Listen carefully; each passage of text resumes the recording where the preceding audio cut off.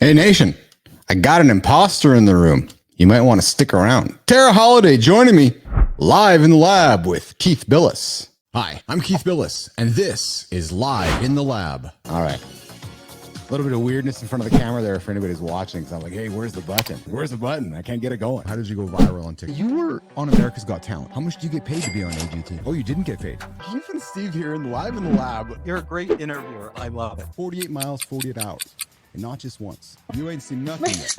I hit 50 last time, and I'm like, yeah, things are a little different than they were 10 years ago. So trust me, things are to keep. You have no time for the BS that much of society seems to put on the table. Why is that? Like, what you're talking about is real right now. There's just no bullshit here, but it's just real. We brought you in with some Marley. I said, Joseph, let's talk music for a second. You said, well, Keith, oldies, 60s, 70s, and 80s. I've never talked to a sir before. Why are you a sir? In many ways, we're the same story. I came from nothing. You came from nothing. I think the old saying goes that if you want a trophy, you climb Everest. If you want respect, you climb K2. I've built an myself, and it's pretty fascinating when you can have a conversation with yourself with your own knowledge. Have you done that before? Why are we rushing to make these tools if they're all they're going to do is hurt humanity? Does the world need an Oppenheimer moment with AI? What a fun show.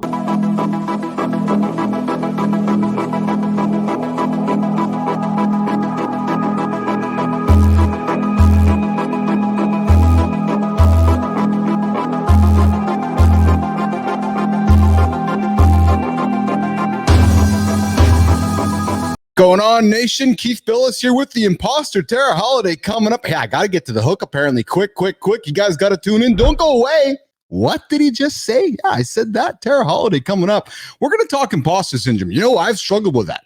I'm struggling with the button right now, too. I like to enunciate this. Y'all know what I'm saying. I used to say button. And then Lauren gets into my life. She's like, no, it's actually button. Do you guys say button or button? Is it button or I don't know. I'm sure Tara, who joins us from not London, but from Wales. Yeah, Wales. Lots of rain there in Wales today, she tells me. Anyway, she's coming up here in a few moments. We're going to talk imposter syndrome. Do you struggle with it like I have? Because I sure as hell struggle with it. It wasn't until I got in front of the camera here instead of front of the microphone and recognized that, holy shit, man, we are going to go build the world's biggest talk show on LinkedIn and YouTube. Because we recognize that we get awesome guests here in the show. We have great conversations and people are digging it. So I'm like, hey, I'll just be the conduit of conversation. Welcome people in like Tara and celebrate them. Welcome people like Dalton Danks this morning on the morning show and celebrate them. But before we bring in Tara and talk about your imposter syndrome, my imposter syndrome, everybody's imposter syndrome, sometimes I wonder, is that just like we all just have we all got imposter syndrome. Do we? I'm going to ask Tara that question. Like, is it really a thing? Or is it a thing in our head? Makes me curious. Because it seems like we all go through a path of we all have imposter syndrome. What the hell does it mean? Does it mean you question yourself? Does it mean you question your abilities? Does it mean that you don't know if you're good at something? Does it mean that you question whether you're even invited? Does it make you question whether you belong? Listen, I have been through that journey in my life. You want to talk about a pause? I'll give you a pause to hang on. I bet you're listening to this, you're thinking, oh yeah, Uncle Keith, I've been there too. And if you're one of my awesome listeners on the journey through life right now, and you haven't experienced imposter syndrome yet, it's coming. It's coming. So I welcome you to continue listening with myself and Tara, because I suspect she talks to people all the time about it. And she probably is kind of an expert in it. And I suspect she's going to teach us a little bit about it. But before we go there, I wasn't going to say anything. Nope, just wasn't going to say anything. I just was going to keep it in my mouth. I just thought that I would just tuck it aside. Just thought I'd just put it over, just lock it up in the key and put it aside. But I just can't. I can't. You're thinking, what is he talking about? What are you talking about, Keith? What's the hook? I'll tell you what the hook is. Oh, man. You all know how I love my local hockey team. I love my Winnipeg Jets. I love them. I've invested a lot of money in trying to win the Stanley Cup.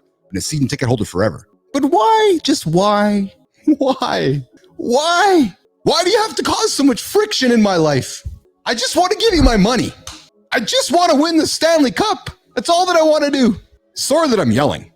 I'm lost with my cameras. I just want to win the cup. I really do. That's all I want to do. Just want to win the cup. But don't make it so hard to be a customer.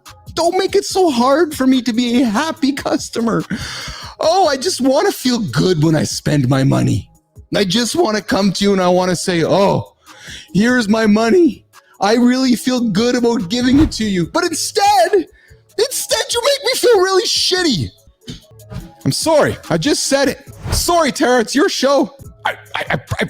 Listen, I'm here to entertain and I'm here to inform.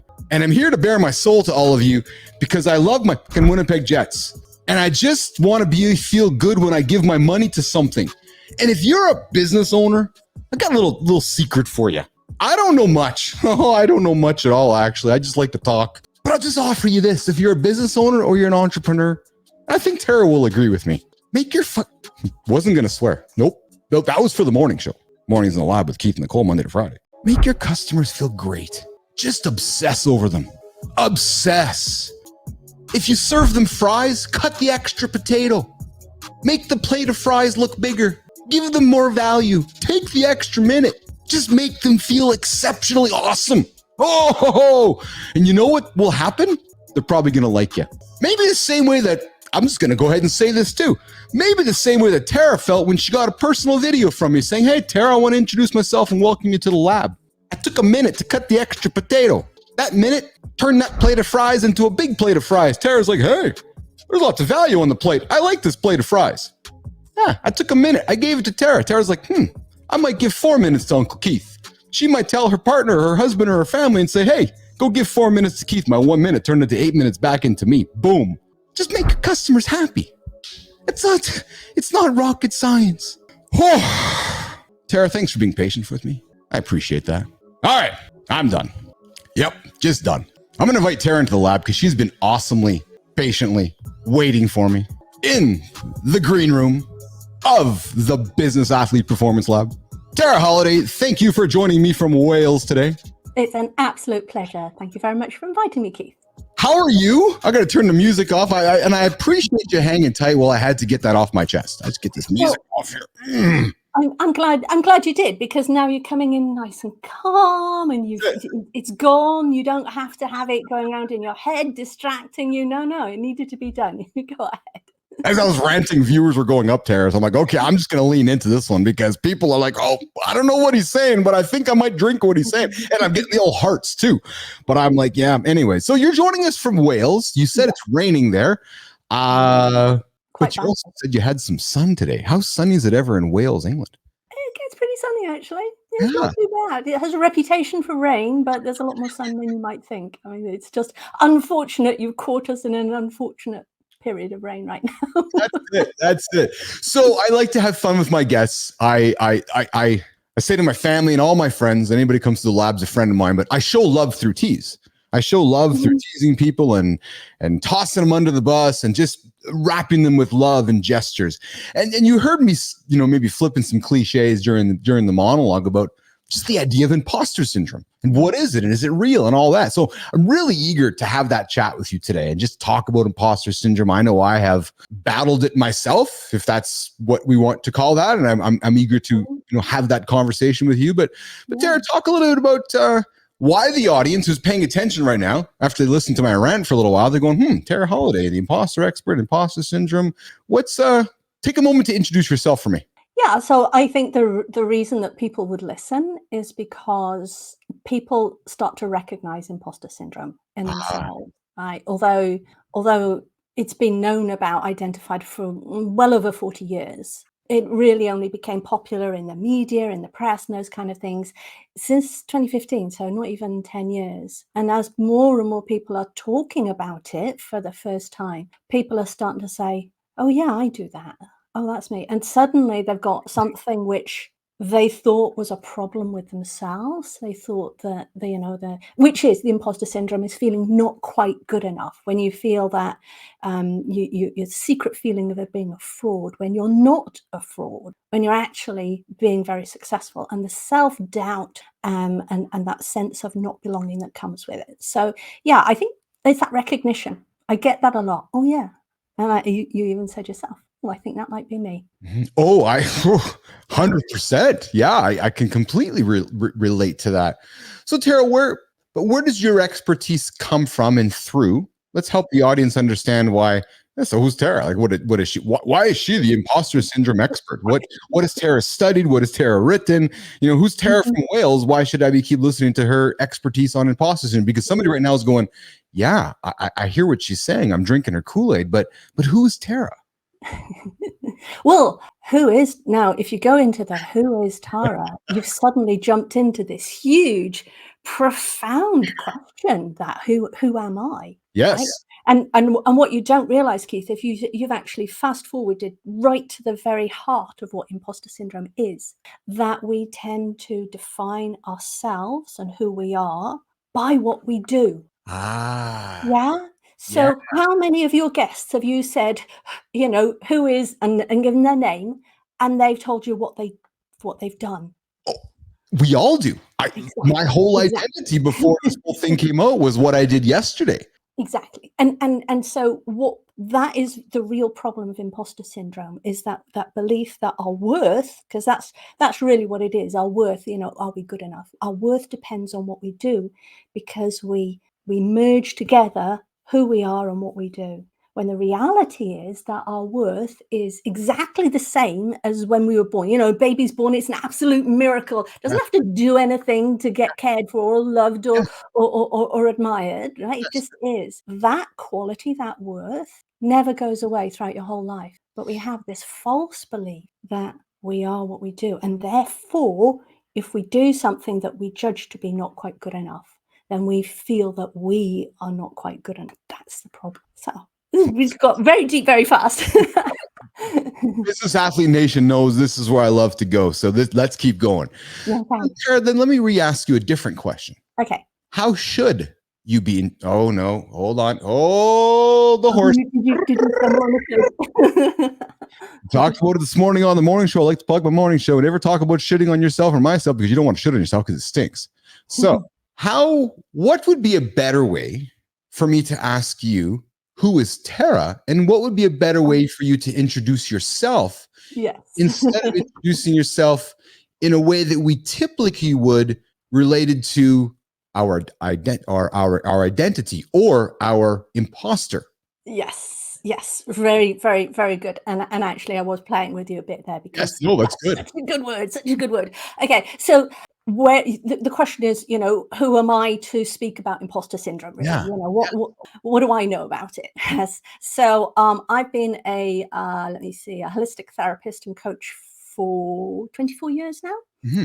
And in my work as a therapist, I would see people, and most of them would, get happier and go away. Some of them kept coming back.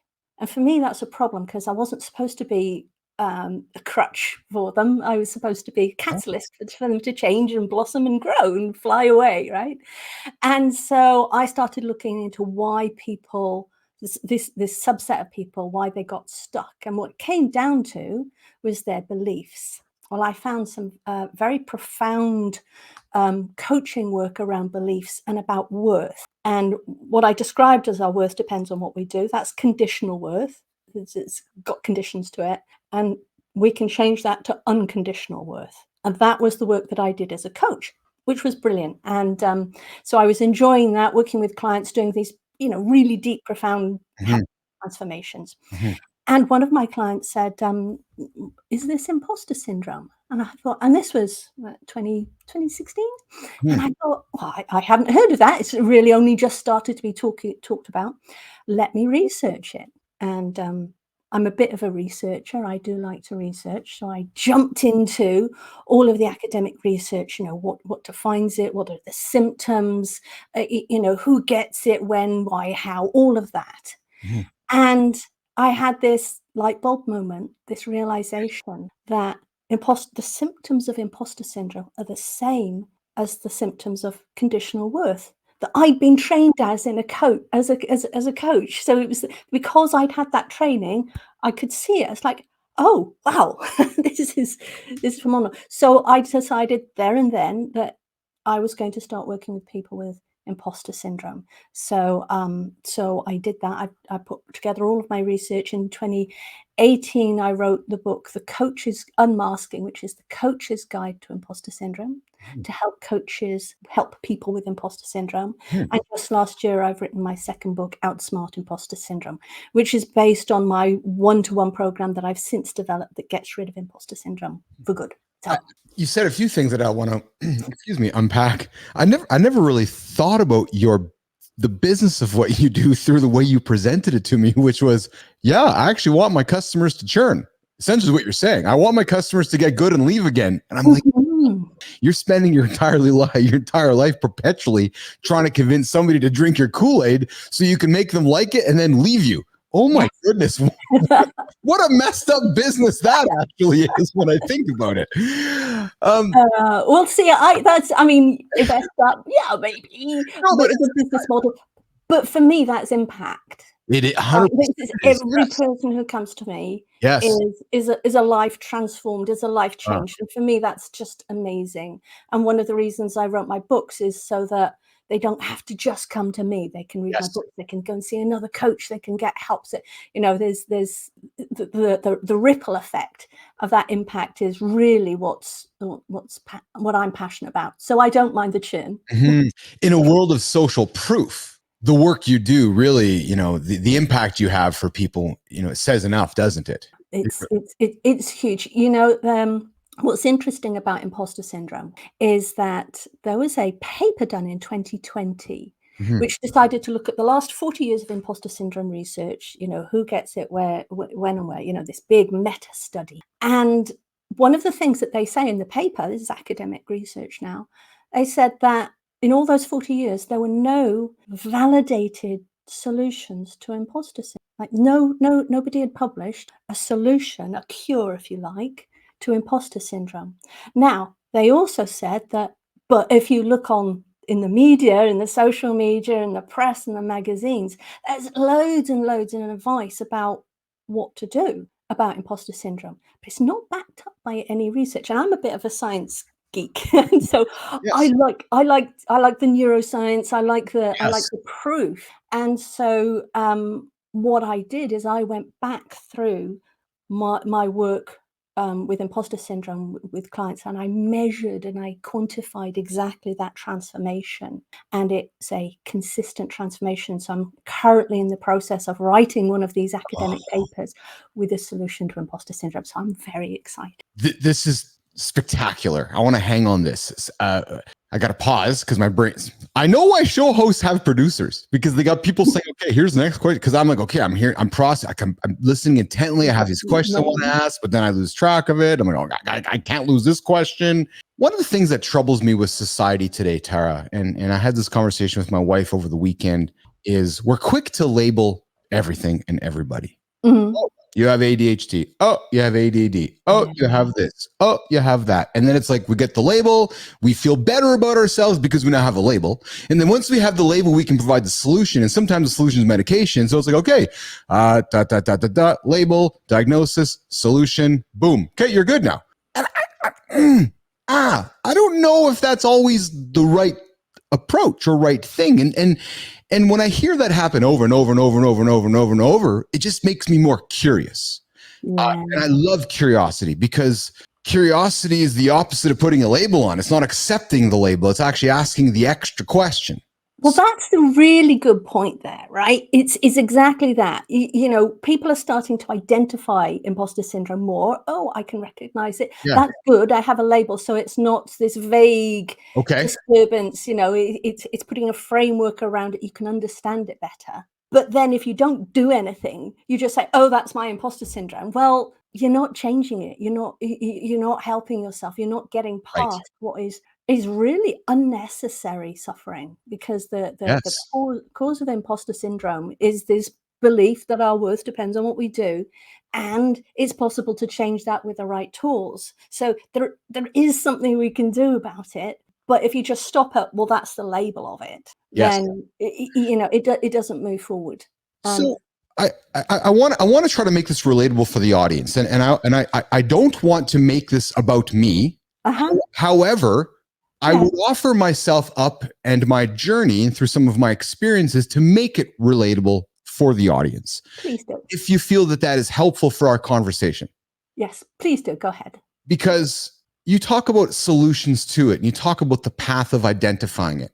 Yeah. Let's have maybe a go back and forth. What questions? So if I was sitting in your chair, you were my coach, my somebody who I had hired, and I'm saying, Tara, I don't, what are some of the feelings that you can tell me that you believe I'm having? Let's maybe turn this around, because you've talked to a lot of people that have been in my shoes. How am I feeling right now, Tara? How you're feeling? Well, that's a question for you to answer. I can tell you what the symptoms of imposter syndrome look There you like. go. Yes, let's go there then. Yes. What are the symptoms that I have right now, which I'm sitting in your chair going, yeah, okay, you have imposter syndrome.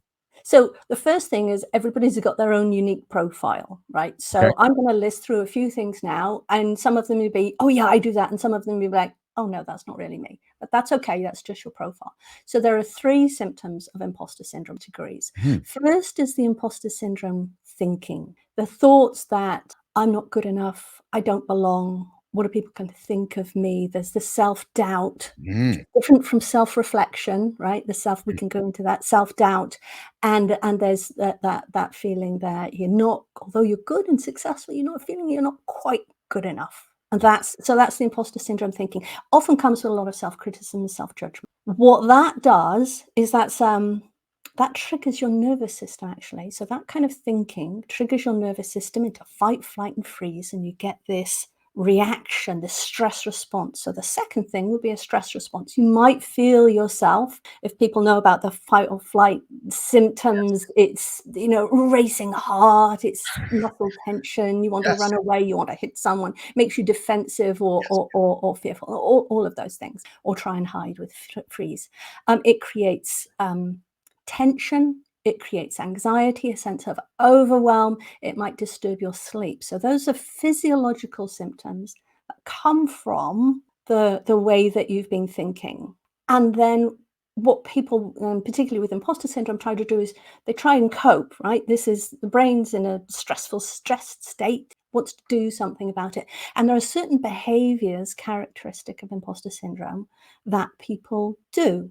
They either try and hide, right? So they don't put themselves forward as much. They don't, try to stay out of the spotlight a little bit, or they try and, strive to be even better because they're not feeling quite good enough. So the hiding behaviors, things like keeping it a secret, comparing yourself to others, and you just see their outside success, their brilliance, and you see your self-doubt, and so you feel that you're not quite good enough. You might avoid opportunities. So for example, in your sphere, you'll say, oh well, I couldn't possibly invite this person to come onto my show because they're too big for me, if you like. So that might be a kind of thing.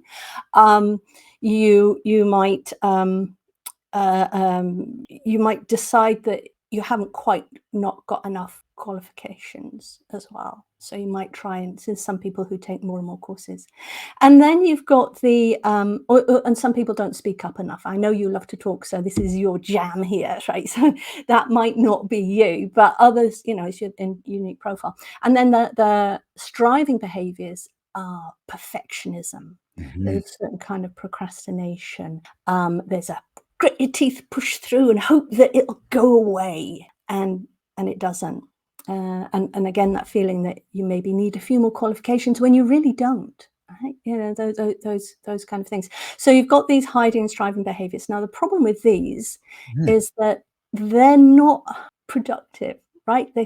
You're over preparing is a very classic one, actually. So you spend an awful lot of time, energy, effort, stress doing things in a less productive way, and that it's not productive, and you've tried all these habit change things because we think that's a habit, but actually it's this symptom, a reaction, a coping behavior to the stress, and then we judge ourselves for it. Oh dear, I can't get rid of this procrastination habit, and then that feeds into the symptoms of the thinking. Right, that judgment, self-criticism, I'm not good enough. So what you've got here is a cycle of these 3 categories, and people cycle around and around that. And so that's what you might pick out or recognize in any of those as imposter syndrome for you.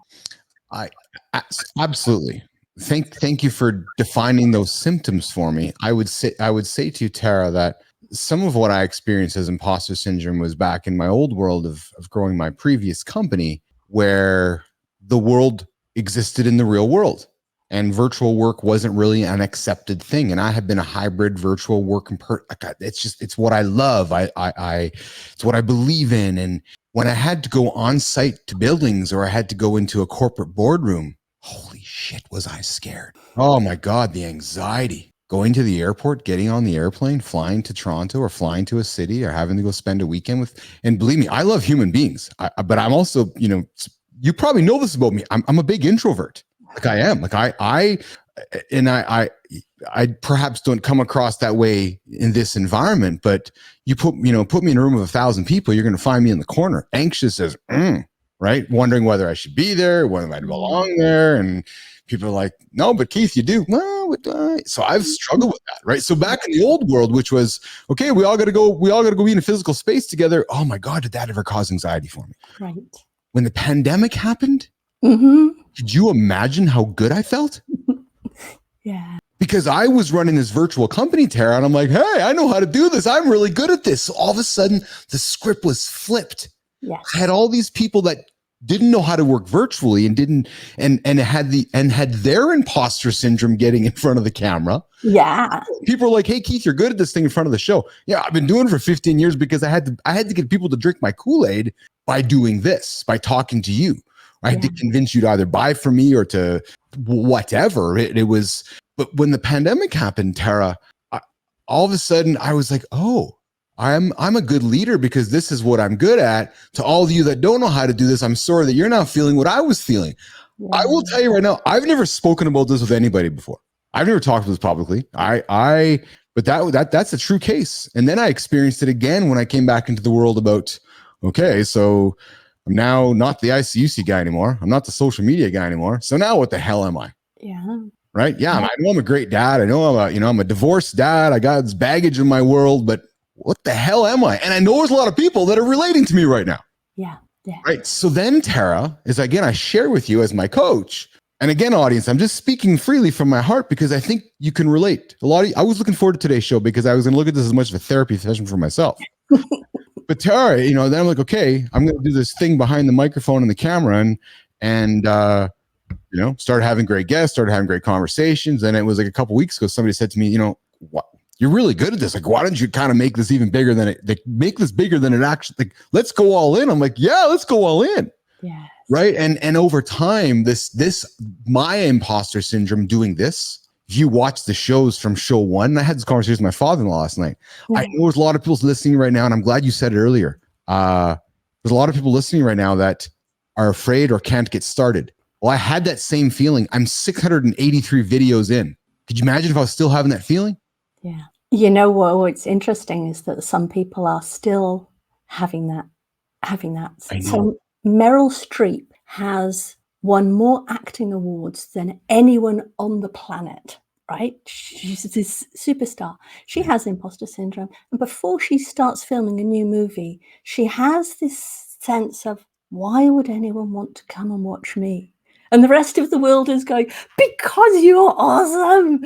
But she's not. So a lot of people hope that practice is the solution. It's one of these social media or magazine solutions to imposter syndrome. Yes. And it actually doesn't help. It actually doesn't help. It's easy. It can make things easier, but it doesn't get rid of imposter syndrome completely for everyone. I'm glad you raised Meryl Streep, great actress. But I'm wondering, with that example, if because she speaks to it and admits to it, it makes her even more human, which makes her even more relatable, which makes her even a better actor, which makes us all more want to drink her Kool-Aid. Yeah, I think that's a really good point. And this is why I am thrilled that imposter syndrome is becoming more and more recognized and more seen as, this is a thing. Because one of the big problems of imposter syndrome is people keep it a secret. Like you said earlier, I haven't told anyone this, right? Yeah. People think that it's just them. They look around, this is the comparing part. They look around at everyone else, and everyone else they look so successful and so on it and so cool and so collected. And they don't see this internal feeling that we have that's all disturbed, this stress, they don't seem to have. Well, it's fact that we don't look like it either. So even though your show one is different, you would have come across to many people on show one as this supremely capable and competent and great interviewer and great host. So it's kind of a disconnect from what's really going on. And this is why some people say that imposter. I know you asked right at the very start. You had a great set of questions right at the very start. No. Is imposter syndrome a thing? Is it real, or is it just the human condition, right? And so the research into imposter syndrome is like, yes, it is a thing. But the reason why people don't think it's a thing is because it's in the range of normal functioning. So if you go to a therapist, example, and they take people from abnormal or dysfunction and they bring them up to normal functioning, right? So you can get dressed, you can be successful, you can go out into the world, and that's the realm of imposter syndrome. So it doesn't show up in the DSM-5, which is the manual that therapists use, and they look up what these different syndromes are. It's not even a medical syndrome. It was originally called imposter phenomenon. There's probably too many. It's too hard to say. It's too many syllables in it. Yes. And became casually known as imposter syndrome, but it's not a real syndrome. And this is why some people say it doesn't exist. Well, it's not a real syndrome, but it's still there. It's still a thing. So it doesn't need medication. It doesn't need therapy in the classical sense of therapy. But it's very much a pattern that affects over 70% of high achievers, which is a huge number. I noticed that. So before we came into the show, I looked at that stat, 70% of high achievers, and I noticed that it was 70% of high achievers. Not 70% of population, 70% of high achievers. So right off the bat, you've taken right off the bat, rhetorically, we've taken a group of people that already have attributes about them, which put them either, I guess, at risk or at awareness of having this kind of syndrome. Yeah, well, we come back to, so that's actually another thing. People think there's a lot of the research over the last 40 years has been trying to identify which personality traits. Okay. Who is it that we can, and I'm sure this is the thinking behind it, filter out in our hiring so we don't hire people with imposter syndrome. Yeah, I'm sure it's that, right? But what they came up with is it doesn't have any relation to personality traits. So you can be an extreme, it's on the extroversion, introversion. It's not on that scale at all. On the motivation, not that at all. What it is, though, is if we come back to that, who we are is what we do. When people are high achievers, when they're successful, then they put a lot of their self-worth into their job, their work, and their role in the world. And as they get more successful, that gap between how successful they are and how successful they're feeling is more obvious. So, yeah. Okay, so rewind that again. So I'm listening. I'm taking this in. So the gap between how successful they are and how successful they're feeling becomes larger. Because they've just, for example, you might win an award. Who am I to do this?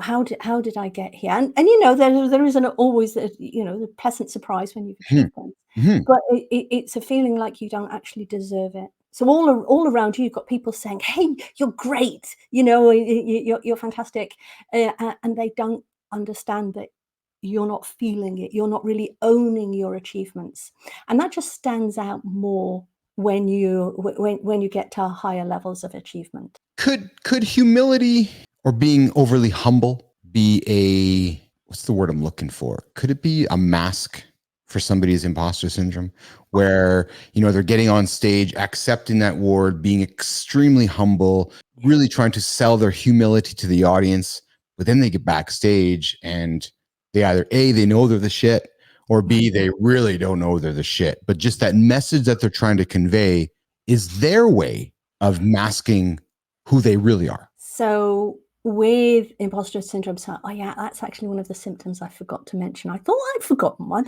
So one of them is deflecting praise. Somebody says, oh, you did great. Oh, I just had a good team. Oh, I just got lucky. Oh, it was good timing.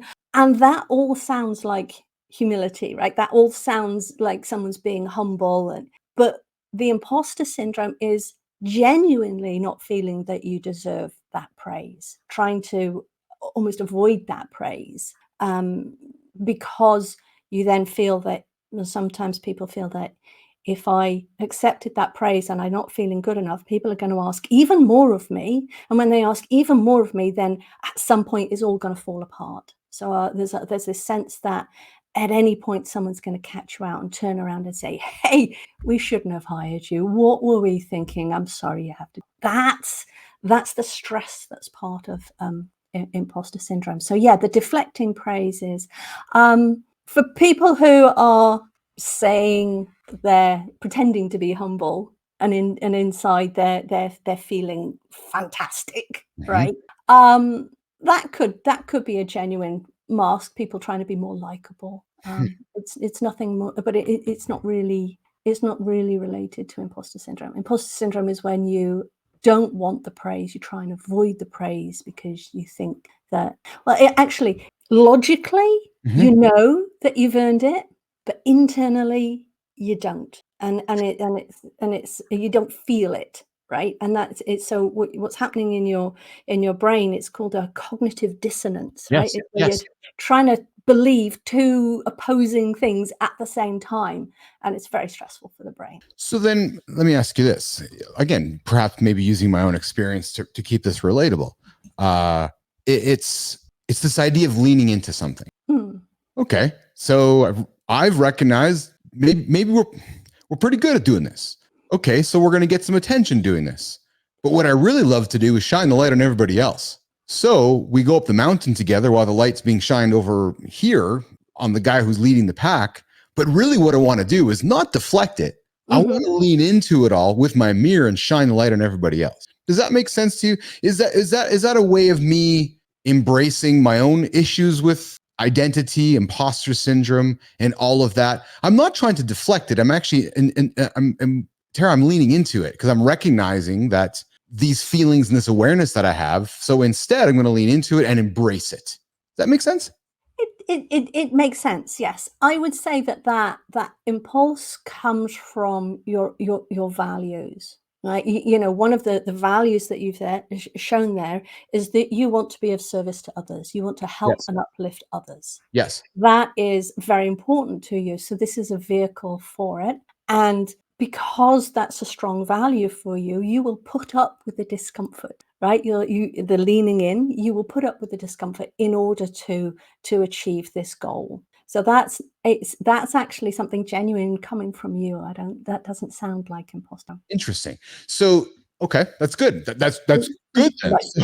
Right.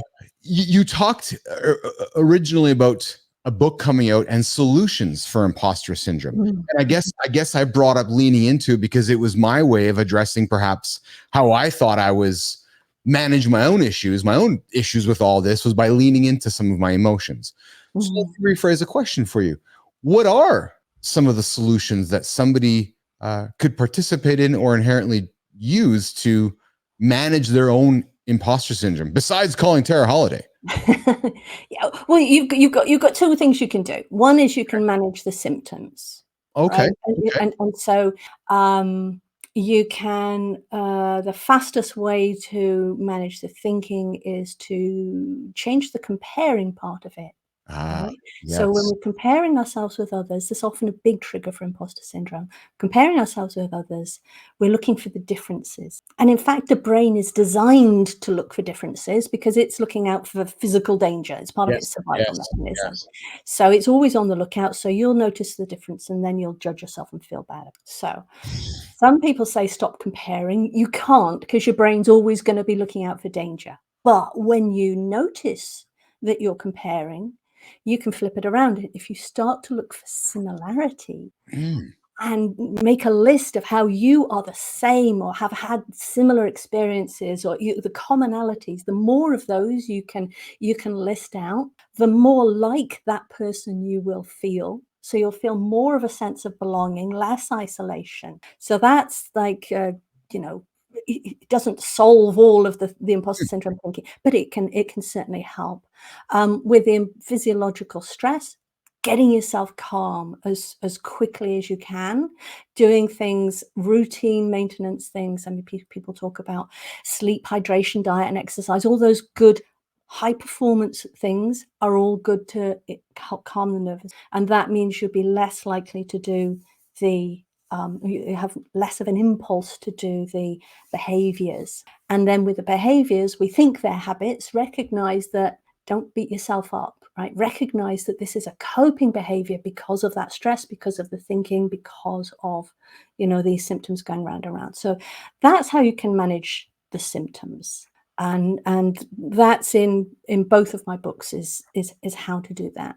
Getting rid of imposter syndrome means changing that underlying belief that your worth and what you do are the same, and that your worth is conditional. And so there's a certain process that uses an awful lot of brain science to separate out your worth from what you do, so that your worth becomes steady. It frees you, because then if you succeed at something or fail at something, your worth still stays the same. So it means that you're more likely to be more adventurous. You take on bigger things with less of that fear of failure or fear of success.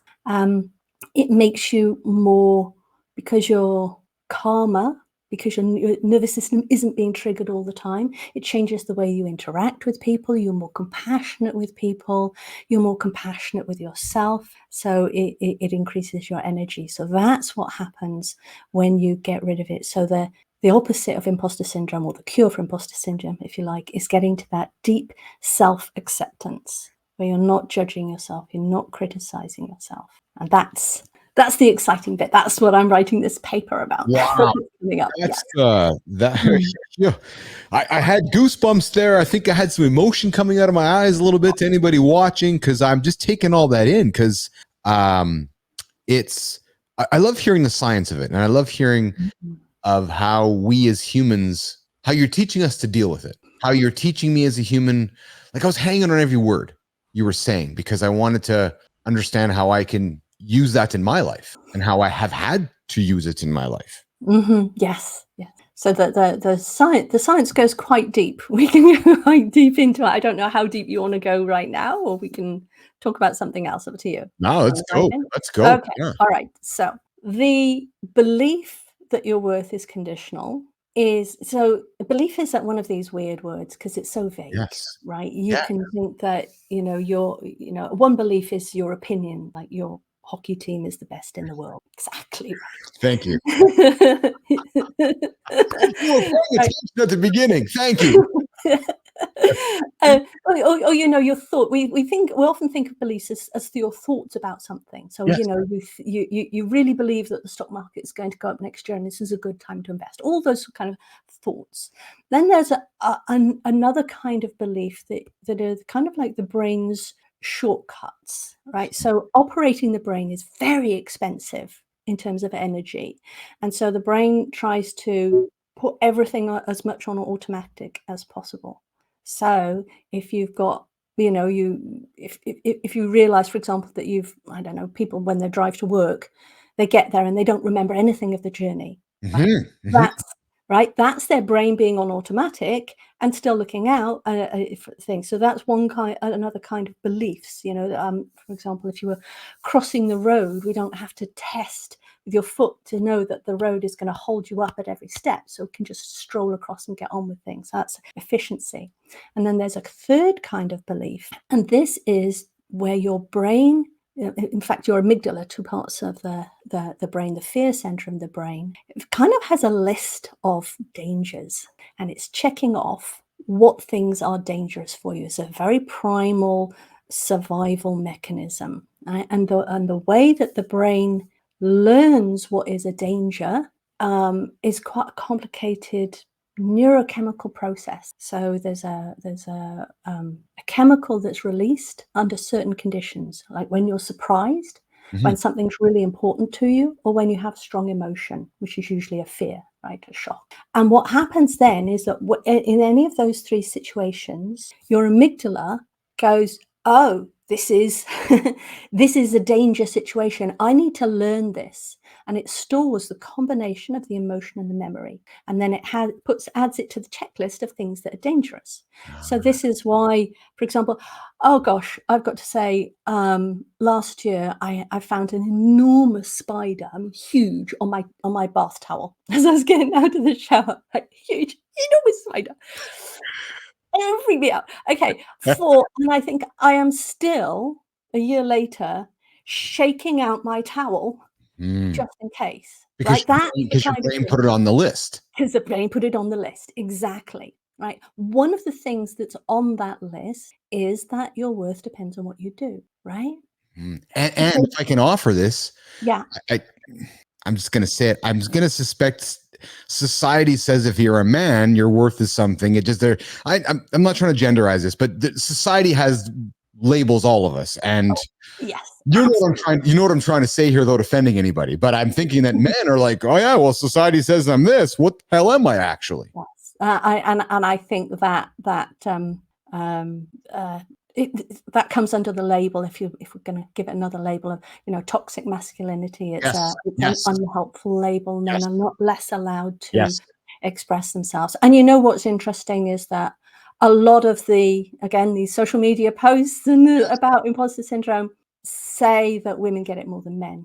Well, actually, it's exactly the same. I'm leaning into this because you've used the word a number of times, which again, I'm going to just relate to it. Self-worth. Yes. And we / society often, hate to say it, but I'm going to say it, link self-worth to women. I'm telling you, men have just as many problems with self-worth as women do. So stop, everybody, just stop strapping it on. Nope, she's a female, she has self-worth problems. Actually, no, I've had them myself. Yes, and it serves no one, because it makes women feel bad about being a woman. That maybe there's something fundamentally wrong with you. And when men have it, they feel even worse, because this is a woman's thing, and they feel like less likely to even want to connect with it. So I'm glad you're leaning into those two words and you're making them friendly for my male audience, for my female audience, but most importantly for my male audience, because gentlemen, I know you're struggling sometimes with your self-worth. I know you are. And don't just look at the females out there, because we're all the same. And there's again, we're getting to, like, there's vague terms that people use. Yes. So self-worth and self-esteem are often interconnected, considered to be the same when they're not. Right. And they're not. Yes. Imposter syndrome is not low self-esteem, because it's affecting high achievers. It's affecting people at their top of their field. If they had low self-esteem, that would affect their lives in every way, and they would never have had the internal courage, internal confidence, if you like, to have gone out and done what they've done. So it's a difference. So I like to make it either conditional worth or unconditional. And I love that you've weaved the word unconditional. I don't think it's a word that we use enough in society. Yeah. And then when we're going to use it, intentionally support the word. It's one thing to use the word, but then not. And then I love the word intentional, because when you use that word, Tara, you really got to stand behind it, or else again, don't use it. Again, another word often not used in society. So imagine, being intentionally unconditional. Yes. Woo! So if we bring it right back to the changing the amygdala, and that the conditional worth is on the list that the amygdala has of dangers. Right now, it doesn't have. When it was originally identified back in the 1950s, right, by the granddad, one of the granddaddies of personal psychology, Carl Rogers, 1950s, he identified the root cause of human suffering is this conditional worth. Fascinating. So he's talking about it. He's not even talking about imposter syndrome. We didn't even know that was on the radar. He says that's everywhere, across everywhere, and that is really why people are suffering. But the problem is, it's an unconscious thing. So it's on the list in the amygdala, but we don't know it's there. So often if I talk about conditional and unconditional worth, people are like, yeah, I don't really see it in my life. They'll see the symptoms of imposter syndrome. This is why I went into it. It's easier to find, if you like, the symptoms, but they won't recognize it. So to get rid of that belief, to change the belief, we have to do some very, very specific ways of unlocking this belief in the brain. So so this belief, this conditional worth belief, is if it's sitting there at in the amygdala, and then we have all sorts of life experiences that pile on top of it that seem to confirm that that our worth is conditional. So we've got this series of confirming events that we've built up throughout our lives, and so that is up to the brain a lot of proof that this belief is true. Yes. Right? Because it's got all of this confirming experience.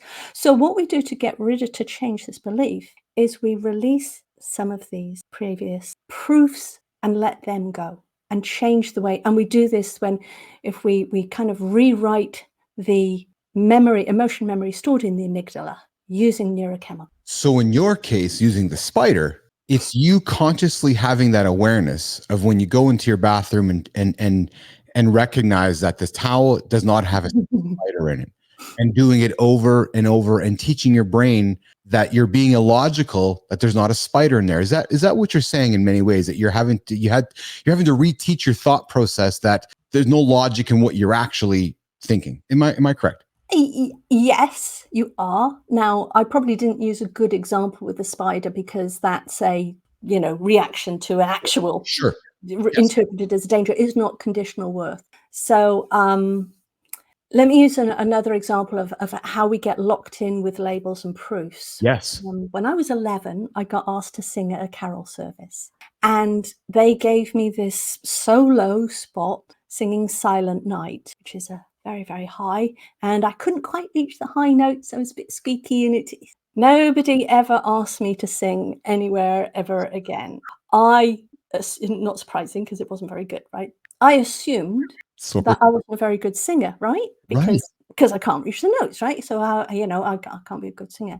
So throughout my life, I love singing. Karaoke, I love it. Singing in the shower, in the car, I'm all there.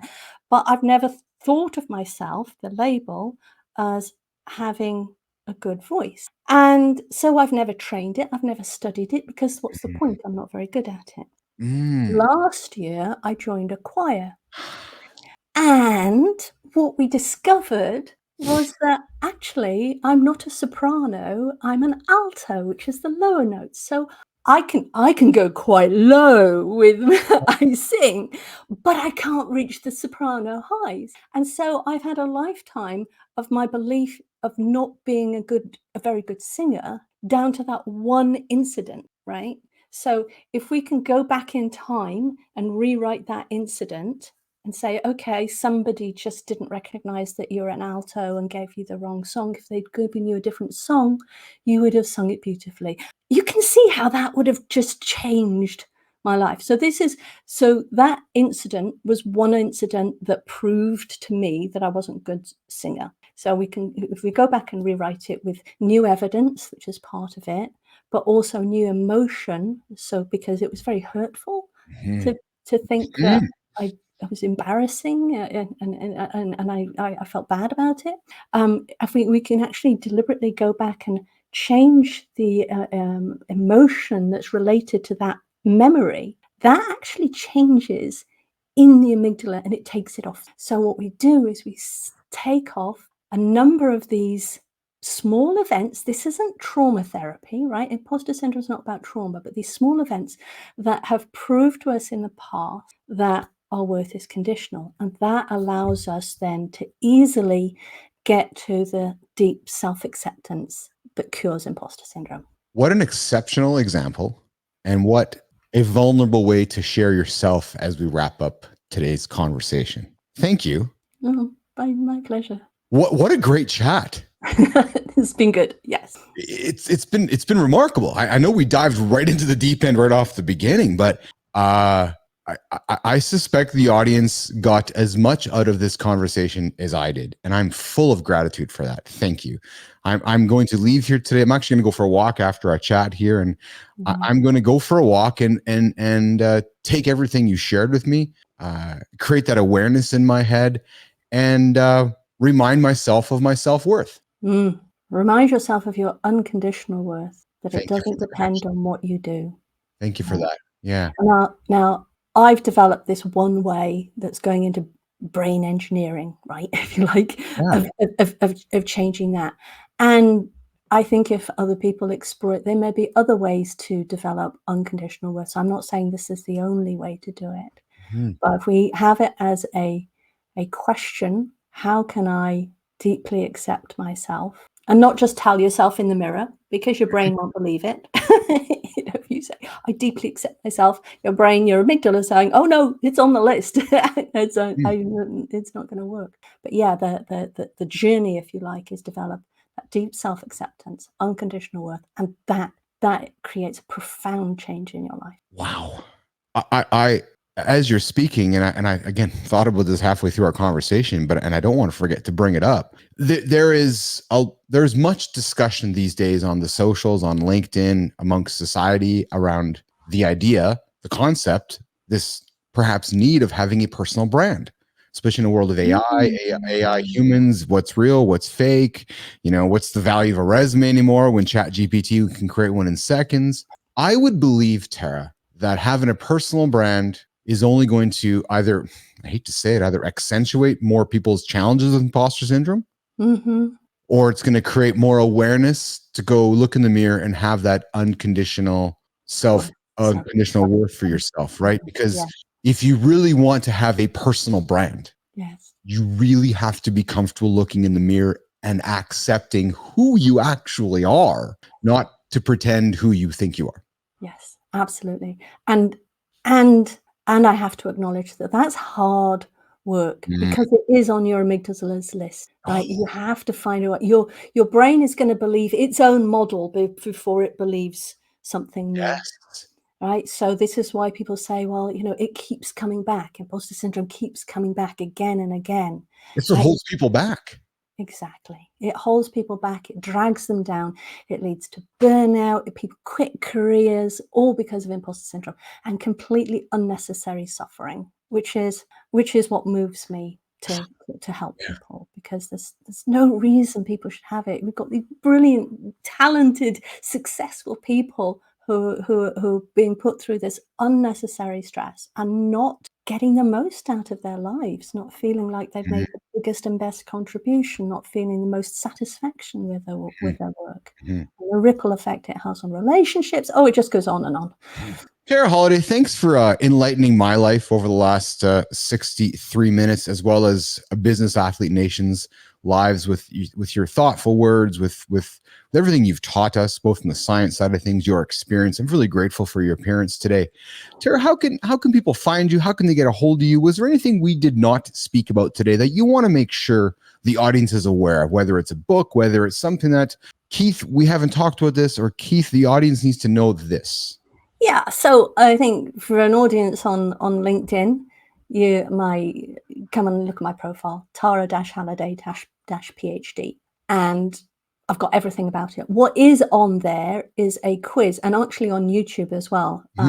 Outsmart Imposter Syndrome is my channel, and there is a quiz that you can take, 20-question quiz, and it'll tell you how significant imposter syndrome is in your life, how much of a disturbance it's causing you. So that question of, oh, I have imposter syndrome, or do I have imposter syndrome? That's a good start. And then the other part is check out my book, Outsmart Imposter Syndrome. I go into the whole process of how to get rid of it. I wrote it as an open source, open information book. So I'm not holding back any secrets in there. It's all out there. So anyone else can pick it up. They can go through it themselves. It's always best with these things to have someone to go through it with. But you can do it yourself. And I've had some readers who've had some great experiences like that. Or you can give it to a therapist that you like, or a coach that you like, and they can help you through it. So there's lots of ways that people can get the help that they deserve. imposter syndrome, it feels like you don't deserve it, but you really, really do. Tara, there might be some, I like to make recommendations and suggestions, let the audience make decisions. There might be a great discussion to be had with a round table with a number of Tara Hallidays and peers of yours around this specific topic, imposter syndrome, and battling it and dealing with it and the symptoms and the solutions. Would you be interested in joining me for that conversation if I can set that up? Yes, I'd be delighted. I'd be delighted if the round table was, how do we develop unconditional worth? Because I think that's the heart of it, because people get caught up in the symptoms. Yes. And as I said right at the start, there haven't been other validated proofs of ways to get rid of imposter syndrome. Then I'll offer this. I've never offered this to a guest before, and I'm going to offer it to you. If that is a conversation that you would love to lead, I am more than happy to have a platform, assist you with getting other hosts, finding a mutual time. Love to do it live like we're doing it today, but I would love to provide the platform, have that conversation. My ambition here is to create the world's biggest talk show on LinkedIn and YouTube, have a global conversation, be the conduit of conversation, maybe throw questions out and step back and deflect, Tara. But ultimately, if it's something that you would love to shepherd alongside of me, and I'm not saying do it yourself, but I'm saying that's something you want to lead and you believe in, I would be honored and flattered to give you the platform to be a part of that with you. I would love to have that conversation. That sounds amazing. I had never thought of doing that, and I think that's an absolutely brilliant idea. Let's find some time over the next couple of weeks or months or so and find a time on the calendar. We'll get some guests. We'll book whatever, 60, 90 minutes, 120 minutes. We'll have a big global discussion. Yes. Right around that exact topic. Nice. I would love that. Awesome. I would love that too. Brilliant. Yes. Hey, it was your idea. I'm just deflecting back to you, kid. Now, can I say what you're doing again? This is your values and things. This isn't deflecting. What you're doing is people talk about holding space. Yes. You're creating a space. You're creating a space to allow this to happen. And there is an awful lot of value in that. Yes. That action. Oh, that's spectacular. Tara, I really appreciate it. I appreciate you. I know Nation loves when Keith fanboys over his guests, and I'm suspecting they're going to be going, oh, Bilous is fanboying over Tara Halliday again. I am big time. Every now and then I have to throw this out on the air like you're my favorite guest. You might be my favorite guest this week. And it's only Monday. So today. Yeah, I had one this morning, but no, my favorite guest from Wales. I haven't had you before, but okay. I'll take that one. Let's go for it. There you go. Tara, you've been awesome. Thank you so much. I'm going to ask you to hang tight in the green room. I'm going to say goodbye to my audience, and I'm going to come back and politely walk you out, okay? All right, lovely. So good to be here. What a great chat. Thank you very much, Keith. Thank you so much. Hang tight.